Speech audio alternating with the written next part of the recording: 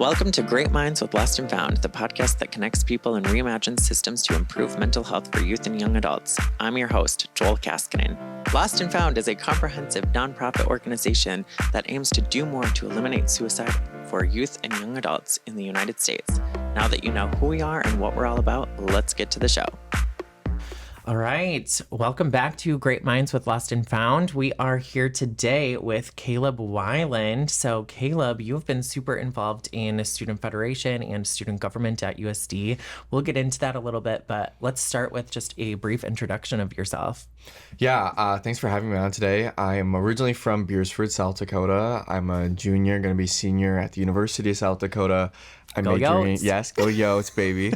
I'm majoring in political science and communication studies, and I'm excited for my last year. Oh my gosh. So let's just start there. What do you have plans for post-graduation? Yeah, post-graduation, I'm either going to go to law school or get my master's in public policy. Okay. Both of those make sense because you're already doing that work. So Yeah.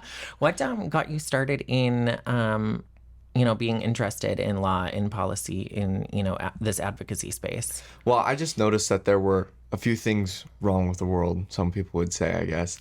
And Just a few. Just a few. And I became amazed by the impact that public policy can have, a good and positive public policy can have on empowering people's lives and changing them for the better. And ever since that moment in 7th grade, I have been gung-ho about reading every niche policy that there is. I always read the student handbook as a kid and sent edits to school administrators to say, could you fix this here? I don't like this. And so I've just been a nerd in that capacity for as long as I can remember. And it's something that I love continuing.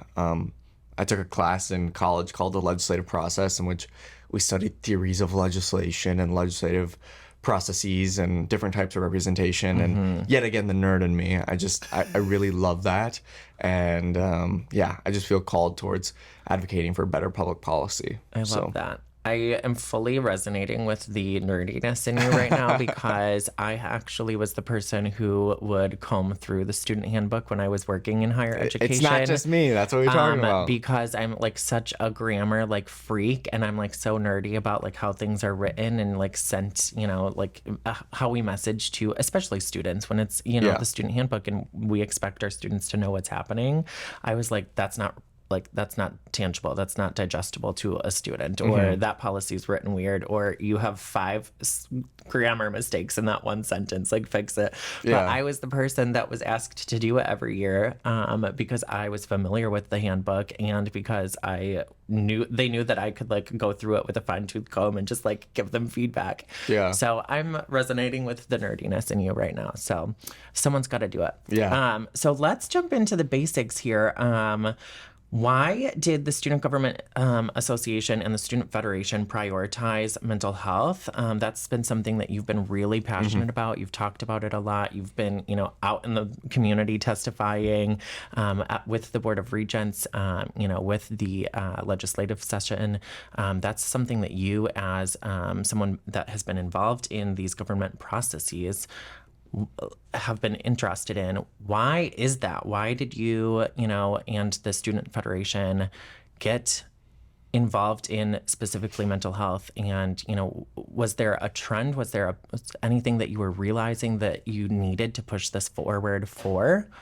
Yeah, trend, absolutely. Suicide's the leading cause of death for South Dakotans between the ages of 10 and 29. That statistic has only grown over the last 3 years. We can both attest to COVID being a catalyst for that statistic, but really it's time for our government to do something about it. It's time for student leaders to do something about it.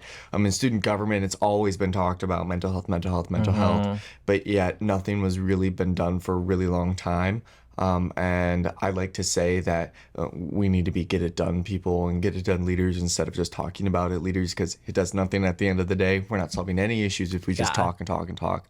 And so at a June Student Federation meeting, I heard reports from many of our Regento partners who were saying now they're maxed out for the semester already, and they haven't even started school. And capacity Wow. for counselors, how the ratio wasn't looking good, and how our universities just aren't equipped to handle the problems mental health that our mental health services are inadequate for on campuses across the state. And so I just decided then and there, why don't we do a mental health strategic plan?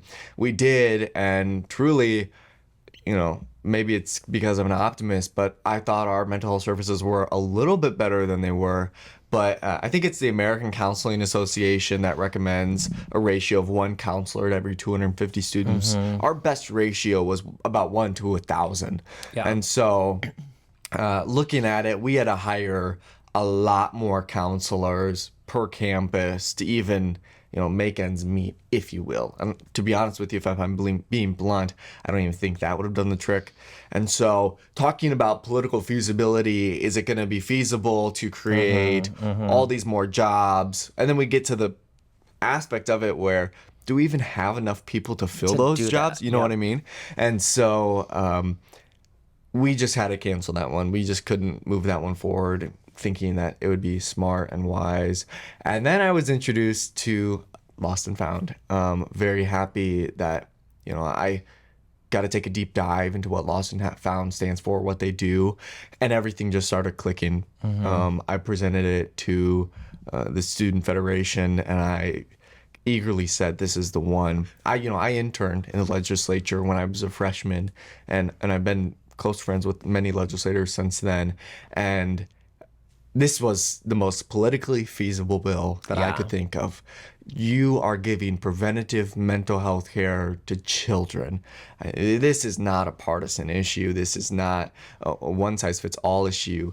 It is going down to the people who are impacted and affected the most, and it's reaching them where they're at and welcoming them in. And I can't say enough about it, but House Bill 1079 was our end product in that, and I couldn't be more proud to be part of that coalition that advocated for it. Yeah, So, absolutely. Well, and we're grateful to have had students participate in that process too. Writing bills is not easy, but it's not easy, especially when you're not listening to the people that it's serving, that these bills are supposed to be, improving things for. And so having students be part of that process and really like getting your perspective and hearing like the issues that students are facing today, that was part of it for us. Was we need to meet these students where they're at. We need to show the legislature that these students are the reason that this bill needs to be pushed forward, so we appreciate it.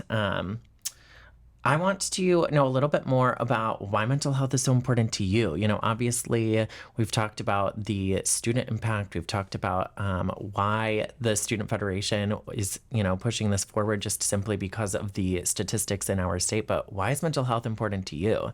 yeah, I mean, first and foremost, everyone has their story. It would almost be an irregularity if someone wasn't affected by mental health or someone they love wasn't affected by mental health.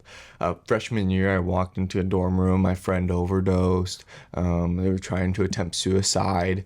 That was a pretty traumatic experience from a kid, a town of 2,000, who I was not used to that by any way, shape, or form. But that was an awakening, to say the least. I've had my own struggles, of course, on my own.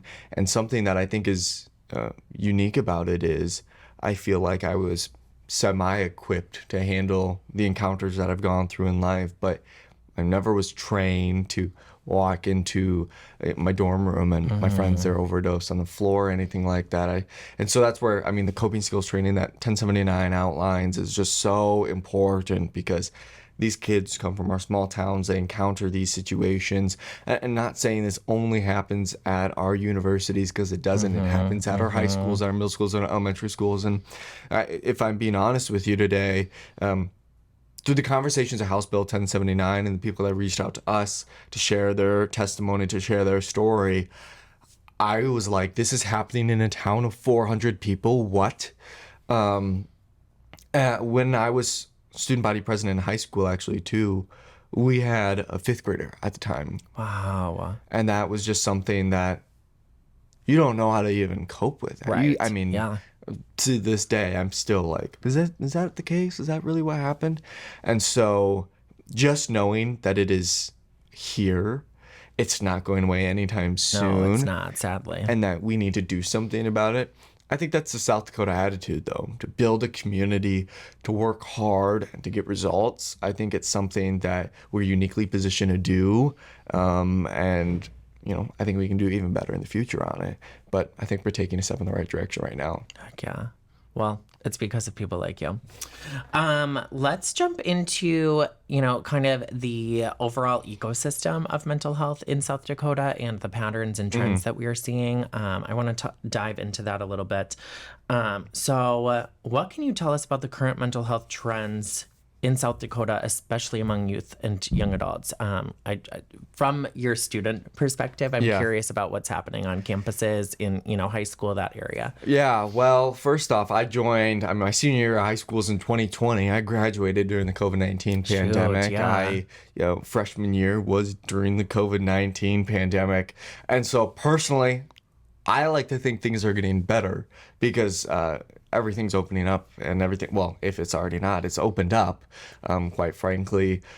But the data would suggest otherwise. The data would suggest that it's getting worse because people aren't knowing how to cope. They're not knowing how to problem solve. Many, many, many reasons would back up the data that we're seeing that it's not getting any better. Right. It's just a different environment that I'm in. And so from a student perspective and as student body president too, I've heard many conversations in which, you name it, it's happened in South Dakota. It's happened at our universities. It's happened at our schools. And so what I would say as a student, and maybe it's just because as a student leader, I heard more and I found out more information, but something's got to give. And it's not going to be the students, and it's not going to be their lives. We should have a government that is responsible, or nonprofits like Lost&Found that are responsible, not for picking up the bill, but for informing, for giving resources, for doing all the good things that Lost&Found and other nonprofits do. I think that's the avenue and the route to go down.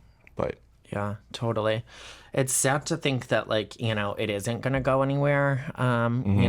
We just are living in a world where mental health is on the rise. Mental health challenges are on the rise, and it's so prevalent. And, sadly, with the divisive nature of our political climate, I think that's a factor. I think, obviously, the pandemic was a factor.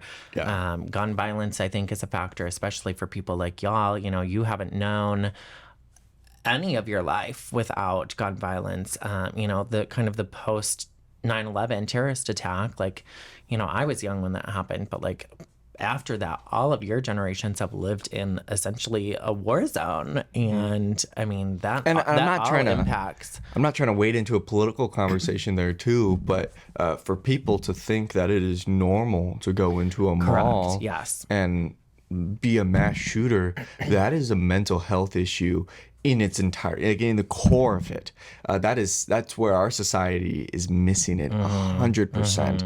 Is that you can talk about the damages that guns do because they do damage. That's what they're designed to do. But mental health is the core. It's the issue. Anyone who thinks that it's just guns is incorrect because that's not normal. It's baffling that for some reason in our political conversations right now, that component of it's just completely missing. Sure. And that's not on one side, it's on both sides. It's absolutely. Yeah. No, I could talk about this for days as I'm a gun violence survivor myself, so I could talk about this for days. But let's steer back out of that conversation and talk more about student stuff, obviously, because that's why you're here today. So what hurdles are you seeing among college students and young adults trying to seek mental health? Obviously, your generation is the generation that is talking about it. They're advocating for themselves. They're being trained by people like Lost&Found to be able to do that effectively. But what challenges are you all facing when seeking help? Well, first, what I would say is that the system we have is reactionary, largely reactionary. Absolutely. It isn't this multi-pronged approach that I've been talking about in the past. It's a one-size-fits-all approach. If you have mental health issues yourself, we'd like you to see a counselor. but those counselors won't be able to see him for 3 or 4 months. Yeah. So if you could find somewhere else, that'd be great. And in South Dakota, we've been taking advantage of federal grant money that actually runs out, I think, this month, in which it's 4 free mental health counseling visits for in-state students that go to in-state schools, but that runs out this month. And I think the American Counseling Association yet again recommends 6 to 8 visits, not 4. Yeah. Our government's really good at math, if you can't tell. And so I think that's one hurdle, is that our counseling services are overbooked. Yes. I know at USD I can attest to that we have a crisis counselor. So 24/7, no matter what, there is someone there who can meet with you where you're at, what's going on, but it's not adequate enough. And so having the conversation with individuals like Eric Mucky of like, we have preventative physical health care. Why don't we have preventative mental health care? Why can't we raise and equip our youth, the people who are going to be in my shoes and your shoes in the next 10, 15 years, if that, with coping skills, with problem skills training, with peer-to-peer mentoring, with Hope Squad. I mean, all those programs that are geared towards building up our communities, building up the foundations of mental health. If we want to talk about an open South Dakota, a stronger South Dakota, and building it for generations to come, we should tackle the number one leading cause of death in South Dakotans, which is suicide. And the 10 to 29-year range, if we're talking about, but with political messaging, if we're talking about being pro-life, we have to start here. Yes. I mean, we have a lot of work to do, and what we're seeing across the board, not just public universities, but elementary, middle, and high schools, K-12, it's even worse. They have even fewer resources. We got to address mental health where it's at. Absolutely.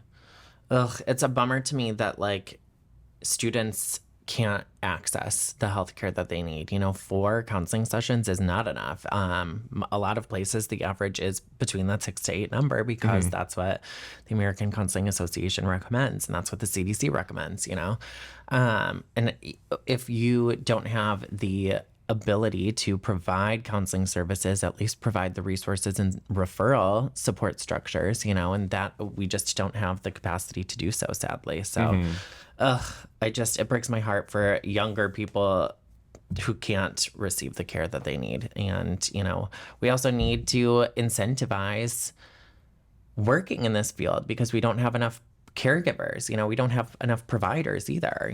There's one to however many you just said earlier, the, thousands of students to one counselor. That's not enough. Like, 1 to 250 or whatever the recommendation is, like, that's still a lot. That's excessive. So we've got to do something. But so you talked about the long wait times for campus counselors. Is there immediate needs support? You talked about the crisis counselor. Is there anything else that, like, is being done for an immediate need? I mean, immediate need, I would say, other than the crisis counselors, it would be immediate but non-severe needs would be met through telemental health services.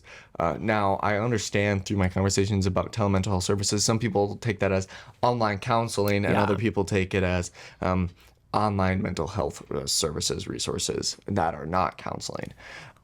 We have some of that across the Regental system. The only school to have a full-time, when I was Student Federation president, so this is 2 months prior to this conversation, but the only school in the state to have an app, public school, obviously, public university, was the University of South Dakota. We used TOW. We did a survey actually to see, is it worth re-getting the contract for TOW? Should we get another app for it to fill in the need for TOW? Or do students not even want to use this? Yeah. And it is overwhelming, the amount of students who say, you know what, I don't have severe mental health needs, but I have a day or two where, man, I need some help. And what TOW offers and other services and other apps offer are kind of intermediate need. If you're feeling down today, here's a few things you could do. If you're feeling anxious today, here's a few things you could do. And that works for a broad swath of the population. So we need to keep services like that, because if we can meet them when they're more intermediate need, they're going to be less severe needs, and then we can have a more adequate system. Yeah. I've never even heard of TAO. What is that? TAO is, in blunt terms, a pathetic excuse of a mental health app. Talking with individuals like Eric Mucky yet again, we could do better with mental health apps. Seriously, I wasn't lying when it's saying, you're depressed, go for a walk.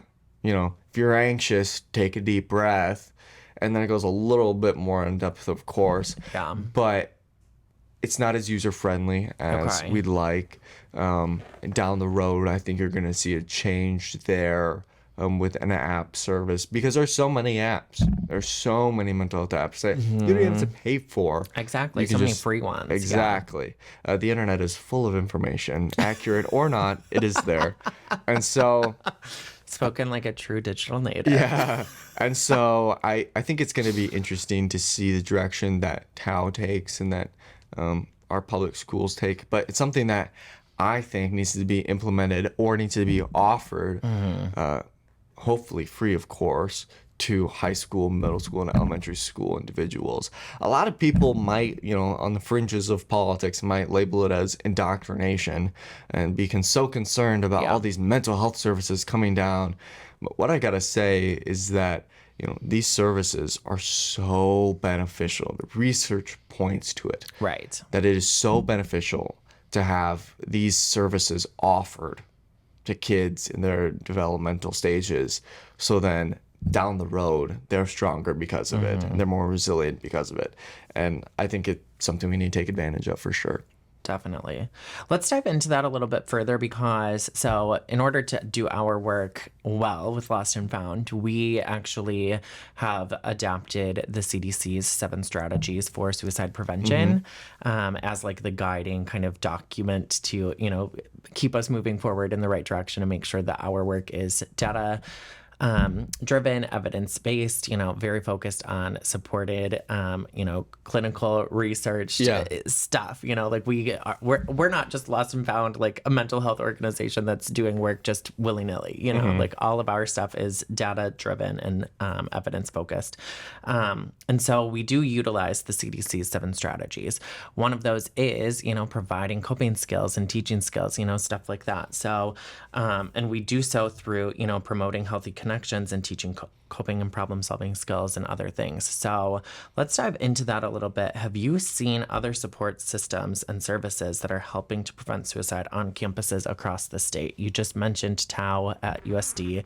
What are other things that are happening elsewhere, in the Regental system? I don't think there's anything else that can be held to the same light as Lost and Found, to be honest with you. Peer-to-peer mentoring is something that is on our college campus, and I think 4 or 5 other Regental institutions as well in South Dakota. And really what that is the foundation of a community, the foundation of a support system.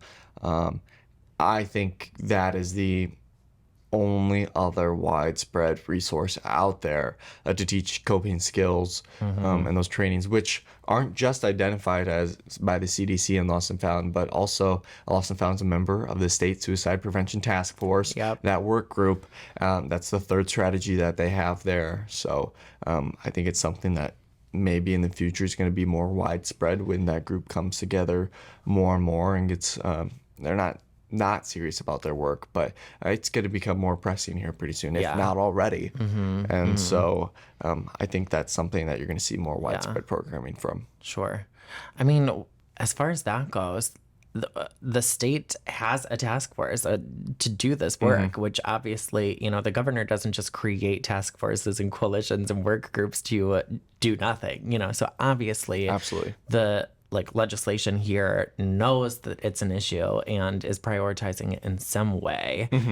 It's just a matter of getting all of the entities that work in that world on board and, working together and providing the resources and support to make that happen effectively. So, we've got a long way to go, but at least there's, something out there where we're working together to make this stuff happen because our youth needs it. So. Yeah. Well, and there's an arena where it could be beneficial, like 1079, House Bill 1079 is a one-time funding. There isn't a single ongoing fund resource towards suicide prevention Right, in South Dakota and long-term mental health resource. And so there's one avenue right there you can plug at for the next legislative session if you find yourself with some spare time. Might be a little bit of an uphill climb. I don't know. The government doesn't like spending money now, but Yeah, especially in our current economy. yeah, exactly. Oh, Lord. You referenced the peer-to-peer mentorship program. Were you part of that program through Lost&Found on USD's campus? I was, and as a student body president, I had them come speak many times because the program took a little bit of getting used to Sure. for some students, just because it was the COVID-19 pandemic was still there, and students, my apologies, were not out and focused as much as they should be, and so something that I've seen grow over the time. And then as my time as student body president, as USD and student federation president as well, NSU actually had Lost&Found join their campus and become more prevalent with that peer-to-peer mentoring. And Lost&Found joined Black Hills State University strategic plan, called out in the strategic plan, Lost&Found. And peer-to-peer mentoring is taking off there as well. Still talk to she was then vice president, now president there. And she just has raving reviews about it. So super cool to see. Yeah. Well, that's huge. What can you tell our listeners about the peer-to-peer mentorship program as someone who's been through it? We have not actually dove into that kind of conversation with students on the podcast before. Well, it's impactful. Maybe you wouldn't be surprised. I'm not sure. But I'll say you'd be surprised about how much people just need someone to listen to. Yes. They don't need to go to a counselor and be diagnosed by any means in anything. They just need someone to listen to them. It was humbling to see that. It's just this innate, basic human feature that we don't want to be alone. Yeah. And we need someone to communicate with and to be there with or for. I mean, I feel better because I feel like I listen to them. And so peer-to-peer mentoring is the most simple idea ever, but yet it's so successful and it works so well. And so I would meet with my mentees pretty often, periodically, whenever they needed it, of course, as well, too. And we just listen. We just have a conversation about it for those people with the more intermediate needs. And it was amazing because we just connected on a level that we know is authentic. And if you look in our world today, authenticity is something that is not common. No, and so when people can be open, when they can be authentic, when they can be themselves, it's refreshing. Yeah. Especially for those in most need of it. And so it was fun to be a part of. I look forward to being a part of it again in the future. And it's a great program that we need to keep up more and more and more. Yeah. Well, thanks for speaking to your experience about that. I get a lot of student testimonies from the program just at our recognition events and when I'm working with students, but we haven't talked about it on the podcast. So I wanted to make sure that I shone a little light on that program, especially knowing that you've been through it and that you work with people who've been through the program. So moving forward, obviously, we're, seeing other things happening in our state and in our regional system that are helping us to solve the problems of mental health. So let's talk about that a little bit. You actually spoke last October in the Board of Regents meeting, and I have you quoted saying, "With the understanding that we will never be able to completely solve this issue in its entirety, we can attempt to better address this issue." What are you, in your eyes, what can we do better? I know you've already shared a lot of different things that we can do better, but when you said that in October to the Board of Regents, was there something in mind that you had, that you were thinking of as a solution? Well, I think first, to address the point, I'm not being a pessimist when I say this, but never be able to completely solve this issue in its entirety. I think a lot of people talk about mental health and they say, what's the role of government in solving this issue? And suicide prevention, what's the role of government in this? Because we're never going to be able to solve it.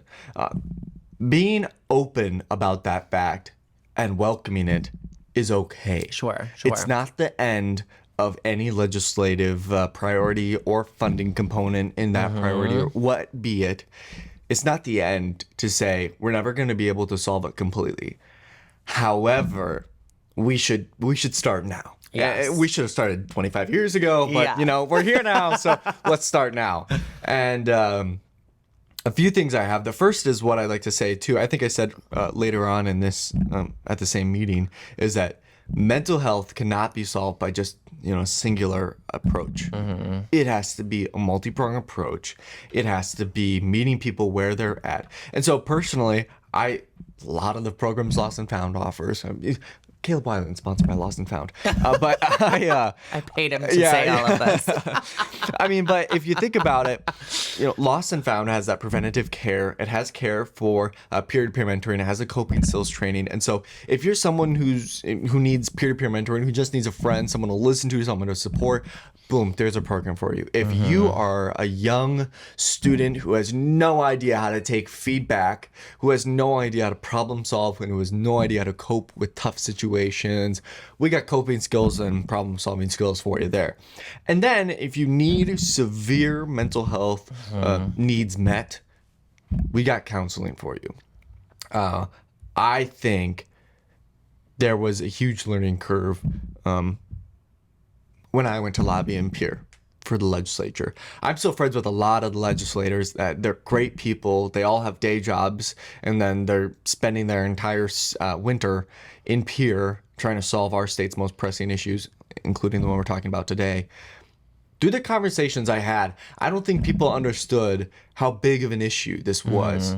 Yet every single one of them said, "Oh, my friend's kids," or "Oh, my friend," or "Oh, this." In fact, if I could share a story with you, I was lobbying late one night on a Sunday night on phone calls on my way to Pier, driving from Vermilion. A beautiful drive if you haven't, especially at night. I called the state representative, who I don't think she was a co-sponsor at the time, and I said, "Listen, Representative, I'd really appreciate your support on this bill. This is something that could have generational impact. And if you could be a part of our coalition with that, or if there's anything I could do to get you to be part of that coalition, I would love to."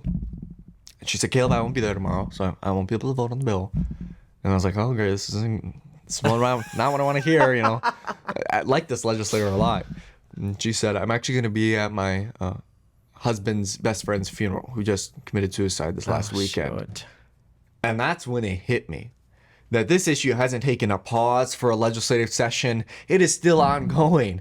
I mean, it is still prevalent. It is something we have a lot of work to do to aim at ending this or better addressing this, as I said in that October meeting. And kind of lights a fire under your butt. When it's a fourth grader or fifth grader at a small community in northwestern South Dakota, it's something that you got to address a little bit more. Yeah. And to answer your question a little bit earlier, why are you so passionate about it? Right then and there. It's when you hit it and it's like, oh, I have a chance to do something. Yeah. No one else is stepping up to do it. Let's do it right now. I think I've said this on almost every podcast, but I just get so inspired by everyone that I talk to. So I say this all the time. One of my favorite quotes says, "We are restless because there's work to be done." And that's like, I've always kept it on like a sticky note or like a note card, like on my desk, because I see it every day. And it's like my daily reminder, like, you are doing good work. There's still work to be done, but that's why you're such a fighter, and that's why you're in it.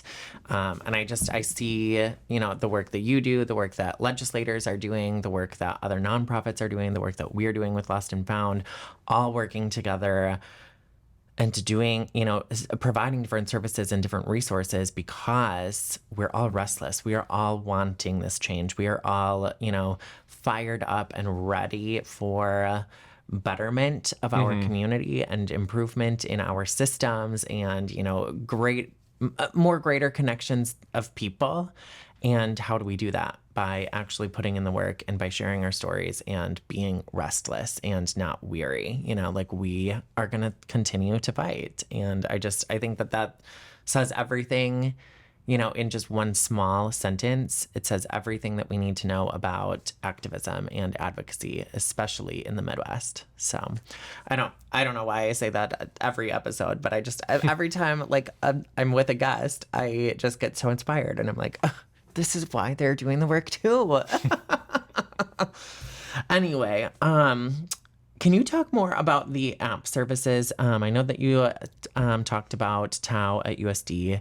I know that USD is the only university that currently uses an app service, but there's BetterHelp, there's Talkspace, there's Calm, there's Headspace, there's TAO, there's the Insight Timer, which is like meditation and stuff. Like, what other apps, or if maybe there's a student out there who's interested in app development, like what would be on an app that you think would be the most beneficial for college and high school and anyone really, K-12 students who would be interested in utilizing a mental health app?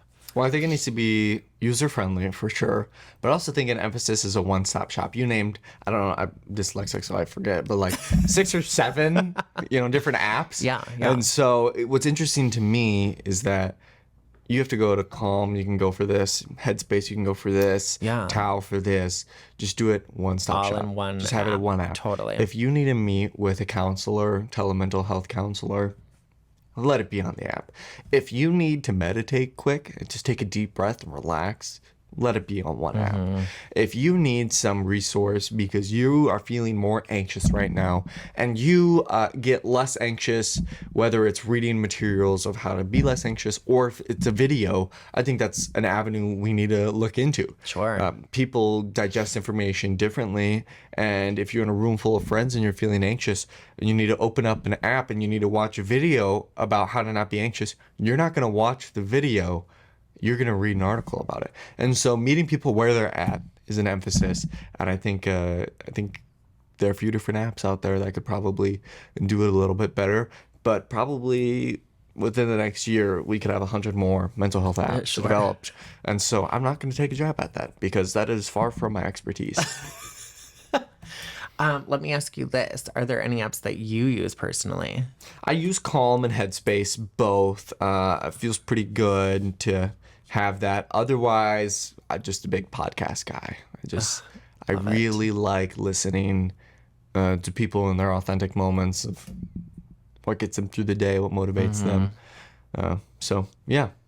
I might ask you this again later, but do you have a favorite podcast? I have a few. I just finished, this is going to be nerding out again, the Lincoln, I think it was United We Stand or Divided We Stand. I can't remember which one. I know the Divided We Stand isn't the quote he said, but it's like a CNN special about Abraham Lincoln's life. That was good. I listen to the Political Playbook every day. But then mental health wise, I can't remember the name of it. My gosh. But I listen to it once a week. And it's just these two older ladies just talk about their life. That's cute. So, yeah, it's kind of fun. But love it. I'll get the name to you later. Perfect. Okay, so we've referenced this quite a few times already, and I'm not going to make you go into great detail on it. But can you talk to us a little bit more about telehealth services? Obviously, there's apps, but for rural students or students who are on summer vacation who can't just go onto campus, like what kinds of telehealth services do you think would be beneficial for students? Well, I think South Dakota, I don't think I know. South Dakota is largely a rural state. From a rural small town myself, I think there are services that would work really well in Sioux Falls and Rapid City and Aberdeen and Brookings, but they wouldn't work well anywhere else. And so telemental health services is one of the major components to solving or better addressing the issue that we see right now in South Dakota with the rising rate in suicide. Telemental health services that can be accessible at school and at home for those students are key. They're important, obviously.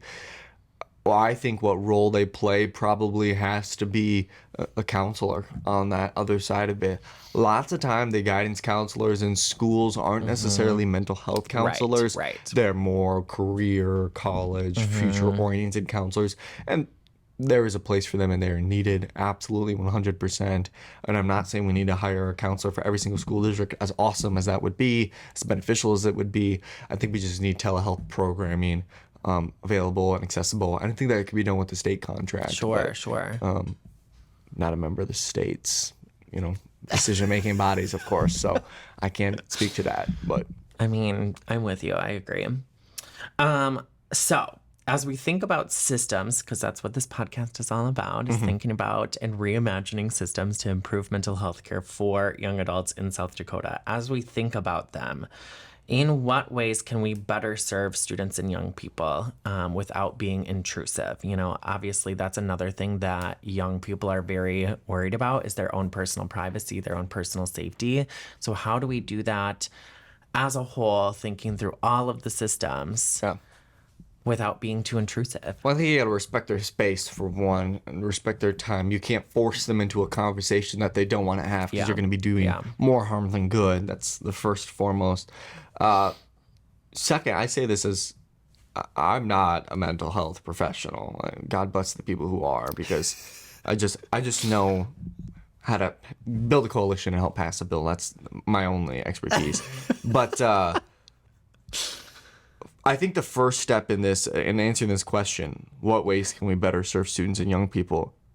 Actually having the resources, actually having the services. Yeah. That's something when I had conversations with legislators, I said, look, we're spending $10 million right now on 10 schools, roughly, of course, for these mental health services. We could spend $2 million and get 100 schools. Yeah. 100 schools. We could change lives with that. That's something that I am enthralled by, is how if we just had the resources there accessible to students to use when they wanted it and if they want it, it'd be game changing. Yeah. We don't even have to have a conversation about steps after this because we don't even have the programs and services there now. Yeah. And so, of course, it takes funding. Of course, it takes money. It takes influential people to buy into these programs and into these services.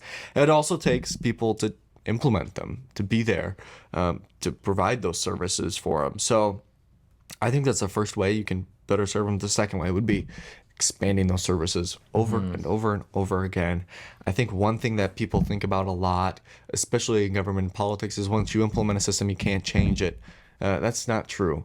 Especially with mental health, we constantly need innovation. We constantly need new ideas, new programs, and new services, because that's how we're gonna not keep ahead of the curve, but get ahead of the curve and stay there long term. Yeah. So, wow, great, thanks for that.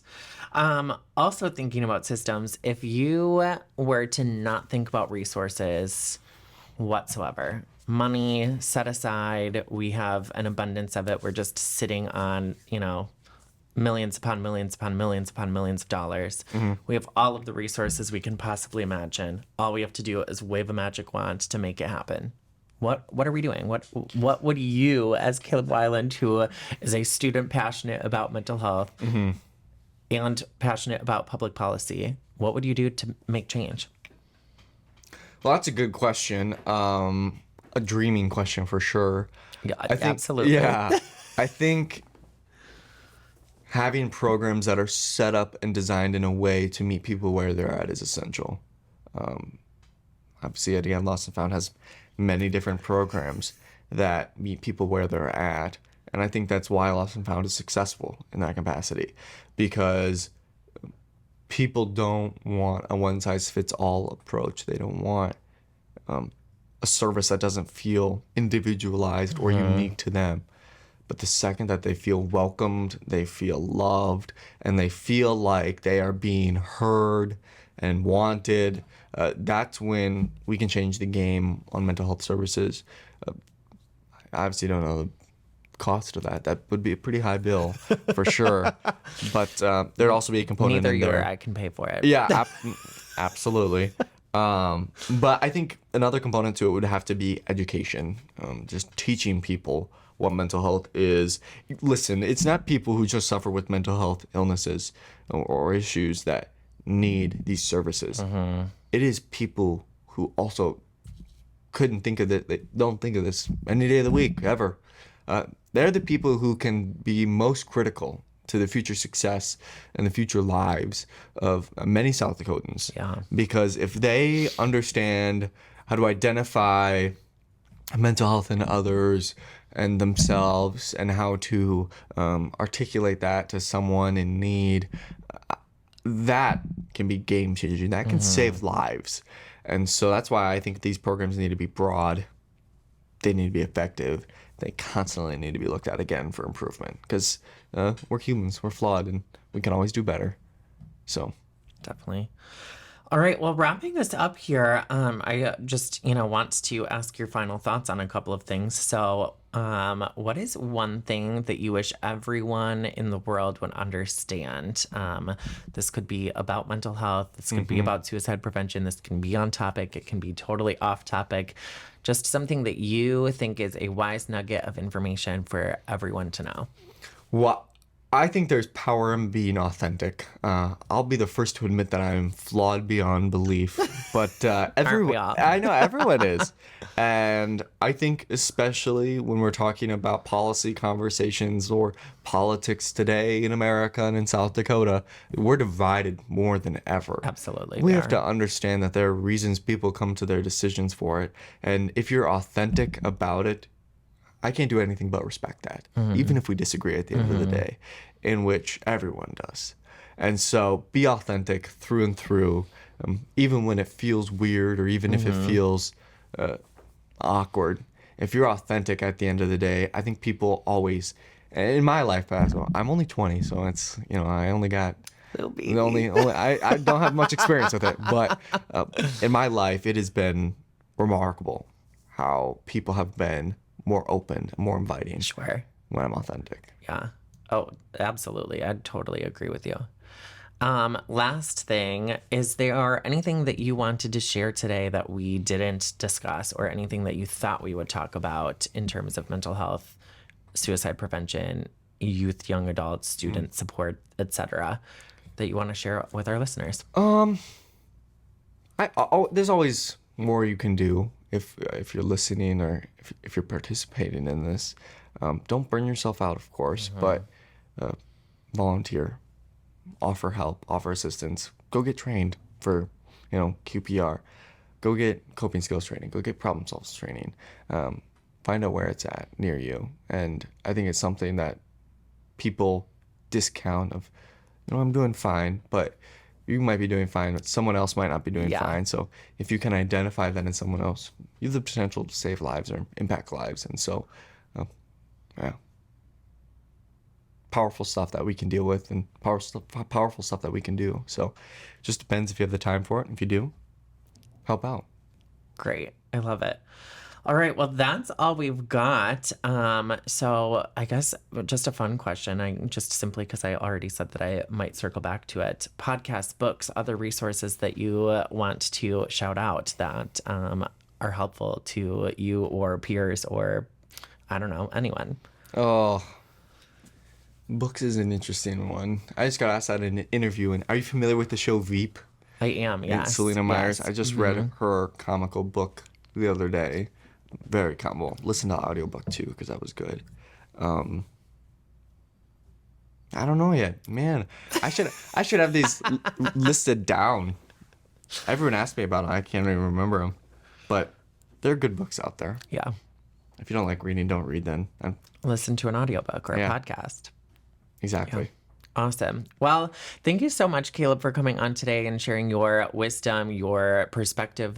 You have a lot packed in there for only being 20. So you're impressive, and you're running the show. And one day you're going to be running the state of South Dakota probably or something. But Thank you. we super appreciate your help with the House Bill 1079, just your support of Lost and Found and the work that we are doing. We appreciate, just being an advocate for students and voices. So thank you so much for sharing that perspective today. Yeah, anytime. Thanks for having me. Awesome. And listeners, you know what to do.